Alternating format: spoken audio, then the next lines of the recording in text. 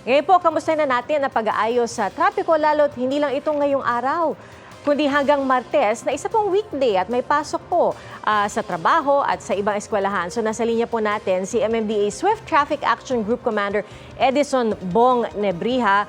Sir, magandang umaga. CPR Arcangel po ito. Tanghali, Mapi, at magandang tanghali po sa lahat ng subaybay. Oho, nako sir, kamusta na po? Unahin po natin yung sitwasyon ngayon. Sunday naman po at maaga po tayong nakapagbigay ng abiso ng mga rerouting. Pero kamusta po ang daloy ng trapiko sa mga kasada sa paligid po ng mga nagkikilos protesta? Ma'am, we are executing the plan that we have laid down para sa mga protesta na ito. Mabigat po yung nasa Quirino Grandstand sa Manila. Tatlo po ang traffic district heads namin ang nakaantabay doon, ang northern, ang western at saka southern. At dito naman po, sinabayan ng rally dito sa People Power Monument. Nakatalaga naman po dito ang EDSA traffic zone namin, seated to Eastern Traffic Enforcement District. Ma'am Pia, nag-declare po kami ng no absent, no day off ngayong araw na to, kahit linggo, para tugunan itong pagmamando ng trapiko dito po sa dalawang lugar, sa Manila at dito sa Quezon City. Oho. Well, sir, alam po namin na may halimbawa sa Maynila, kanselado po, nagkaroon ng suspension ng face-to-face classes. Pero may iba pa rin na papasok pa rin sa opisina. So ano po ang paalala natin? Mahirap kasi yung Monday tsaka Tuesday po kasi marami nang nasa kalsada sa mga oras na yon. Tama ma'am, ang Manila for one, nagdeklara na po sila ng walang pasok sa kolehiyo mula elementary, preschool up to college, publiko at saka pribadong eskwelahan. Makakatulong po ito sa pagmamanage namin ng trapiko. Dito naman po sa Quezon City, wala pa naman po dinideklara na mag-overspill to tomorrow at saka sa Tuesday. Ang permit lang po na nakuha dito ay hanggang ngayong araw lang, hanggang mamayang gabi. So wait and see po kami kung ano pong mangyayari, kung papayagan silang mag-extend hanggang Martes. At kung hindi naman po, tutulong na lang po kami sa pag-aayos ng trapiko hanggang ngayon mamayang gabi pagkatapos po ng programa nila. O sir, sabi niyo po, no absent, no day off po ang mga tauhan ng MMDA. So ilan po ang nakadeploy sa mga susunod na araw? Ma'am, ngayon 2,300 po ang kawani ng MMDA sa ating mga kakalsadahan. Pati po yung mga areas na wala naman pong rally, pinapunta po namin sila para mag-augment sa Manila at sa Quezon City para sa ganun po magkaisa na kami dito, magsama-sama, magtulungan para ma-manage po yung traffic dito at saka yung mga parking po. Alright, sir, baka pwede nating paalala ulit sa mga kababayan natin ano-ano po ba yung mga dapat iwasan na kalsada sa mga susunod na araw?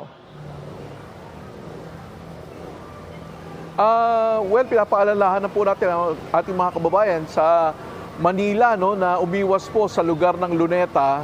Baka mag-spill over po yan sa iba't ibang arterial routes leading to Quirino Grandstand.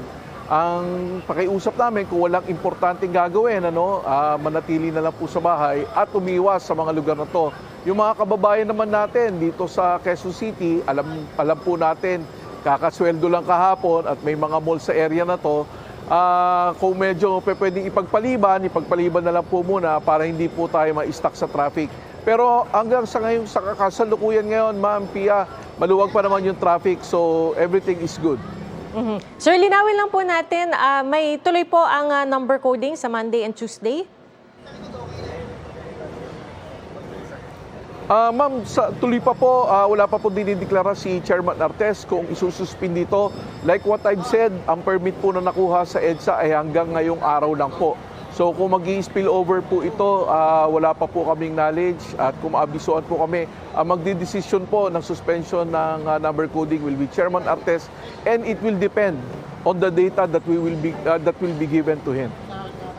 Alright, so kapag gusto pong masilip ang rerouting sa araw na ito at sa mga susunod na araw dyan po sa paligid ng Maynila, Chairman, makikita po ito sa inyong official accounts po?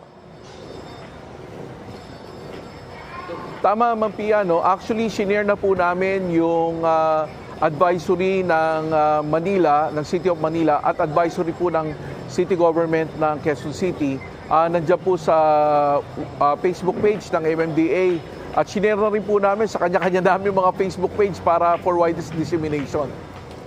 Right, okay, so malinaw po, no? Commander Nebrija, sa ngayon wala pa pong anunsyo tungkol sa lifting o anuman, no, ng number coding at sa ngayon maayos pa rin ang daloy ng trapiko, pero nakikita po namin, no, na tuloy-tuloy pa rin naman sa mga oras na ito ang pag-usad ng mga sasakyan dyan po sa may People Power Monument. So Commander Nebrija, paalala na lamang, huling paalala sa ating mga kababayan para po iwas aberya pagdating sa daan.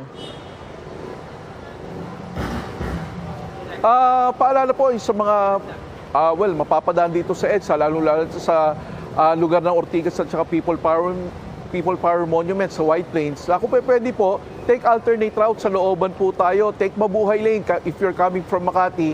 Dire-diretso po yan ng Quezon City na. Mag-iingat po tayong lahat at saka Ma'am Pia, isingit ko na rin lang po, today is the World Day of Remembrance. Sana po wag po natin kakalimutan ang mga naging biktima ng mga road crashes. Alright, maraming salamat po, MMDA Swift Traffic Action Group Commander Edison Bong Nebrija. Magandang tanghali po, sir.